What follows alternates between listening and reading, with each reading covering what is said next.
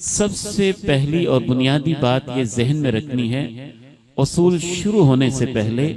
بچوں کی تربیت کرنا، ان کی نگہداشت کرنا، تربیت اخلاقی لحاظ سے، سماجی لحاظ سے، روحانی لحاظ سے، جسمانی لحاظ سے یہ نفلی کام نہیں ہے۔ ہر والد، ہر والدہ، ہر معلم، ہر استاد، ہر مربی کا، جس کو اللہ نے بچوں کی نعمت دی ہوئی ہے، اس کے اوپر فرض عین ہے، اور اتنا بڑا فرض ہے کہ جس طرح سے کسی کے پاس امانت ہوتی ہے، میں 1 کروڑ روپیہ کسی کو امانت دوں اور میں اس سے حساب لے سکتا ہوں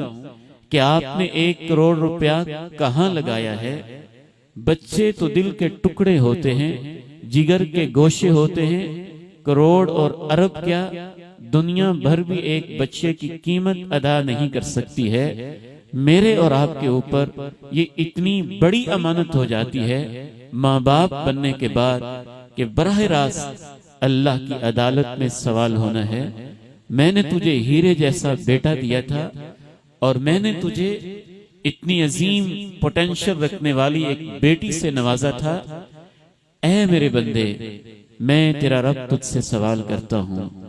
تو نے اس کی تربیت کی تھی کہ نہیں؟ ألهاكم التكاثر حتى زرتم المقابر كلا سوف تعلمون ثم كلا سوف تعلمون كلا لو تعلمون علم اليقين لترون الجحيم ثم لترونها عين اليقين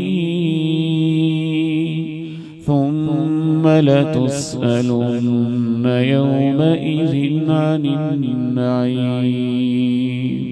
یقیناً تم سے سوال ہوگا نعمتوں کے بارے میں،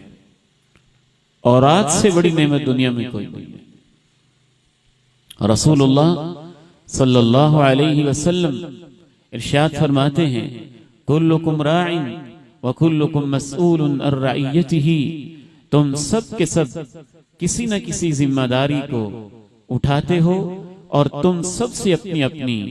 ذمہ داری کے بارے میں اللہ کی عدالت میں پوچھ گچھ ہوگی۔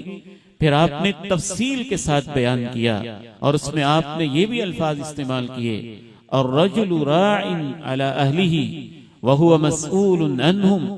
ایک انسان اپنے گھر والوں کی ذمہ داری اٹھاتا ہے، جب اس کو ذمہ داری مل جاتی ہے تو اس سے اپنے گھر والوں کے بارے میں سوال کیا جائے گا۔ ایک اور حدیث میں رسول اللہ صلی اللہ علیہ وسلم نے ارشاد فرمایا، ان اللہ سائل کل راع عما استرعاہ، اللہ ہر شخص سے اس کی ذمہ داری کے بارے میں پوچھے گا، حتی یسأل الرجل، یہاں تک کہ اللہ بندے سے یہ بھی پوچھے گا، میں نے تجھے اولاد دی تھی، تو نے ان کی حفاظت کی تھی یا ان کو ضائع کر کے آ گیا تھا؟ اس حوالے سے دوسری بات یہ بھی ذہن میں رکھیے تمہیدی گفتگو کے حوالے سے کہ اگر اس نے پرورش کی ہوگی، تربیت کی ہوگی، اخلاق کی اصلاح کے اوپر محنت کی ہوگی، وہ اس کو ایکسپٹ کرتے ہیں یا نہیں، یہ اولاد کا مسئلہ ہے۔ آپ نے محنت کی ہے کہ نہیں، آپ نے کوشش کی ہے کہ نہیں، یہ آپ کا مسئلہ ہے۔ اگر آپ نے کوشش کی ہوگی تو ایک حدیث سے یہ معلوم ہوتا ہے کہ اللہ رب العزت کل آپ کی بیٹیوں کو آپ کے درمیان اور جہنم کے درمیان ایک دیوار بنا کے کھڑا کر دے گا۔ بیٹیاں کہیں گی، اے اللہ ہم نہیں جانتے، ہم نہیں جانتی یہ کیسا ہے کیسا نہیں ہے، تیرا فیصلہ کیا ہے؟ ہمارا باپ ہے، ہماری ذریات کا خیال رکھنے والا، اچھی تربیت کرنے والا ہے، اے اللہ یہ جہنم میں نہیں جائے۔ کن لہ ستر من النار، امام کائنات کا فیصلہ ہے کہ وہ بیٹیاں اپنے باپ کے لیے اس کے درمیان اور جہنم کے درمیان ایک پردہ اور رکاوٹ بن جائیں گی۔ بلکہ آپ کا یہ بھی فیصلہ ہے کہ اولاد کی اچھی تربیت کرنے والا نہ صرف یہ کہ اللہ تعالی جہنم سے اس کو بچا لے گا، بلکہ امام کائنات کی اہلیہ سیدہ کائنات ماں جی عائشہ رضی اللہ تعالی عنہا بیان کرتی ہیں، ایک عورت آئی، اس نے سوال کیا، میں نے ایک کھجور ہاتھ میں تھی وہ اس کو دی، دو اس کے پاس بیٹیاں تھیں، اس نے کھجور کے 2 ٹکڑے کیے۔ ماں کی ممتا بھی کیا ہوتی ہے، خود بیچاری پتہ نہیں کتنے دنوں سے بھوکی تھی، اس نے خود کچھ نہیں لیا، کھجور کا کچھ حصہ ایک بیٹی کے منہ میں ڈالا، دوسرا حصہ دوسری بیٹی کے منہ میں کچھ ڈالا۔ ام المومنین کے دل میں یہ منظر اتر گیا، امام کائنات تشریف لائے، ان کے سامنے یہ ماجرا رکھا، آپ نے فرمایا کہ عائشہ ان بچیوں کے ساتھ اس محبت اور رحمت کی وجہ سے اللہ نے اس عورت کو جنت کا داخلہ نصیب کر دیا۔ اس حوالے سے ایک اور بات یہ بھی ذہن میں رکھیے، اگر انسان اپنی اولاد کی صحیح تربیت کر کے چلا جائے، صرف یہی نہیں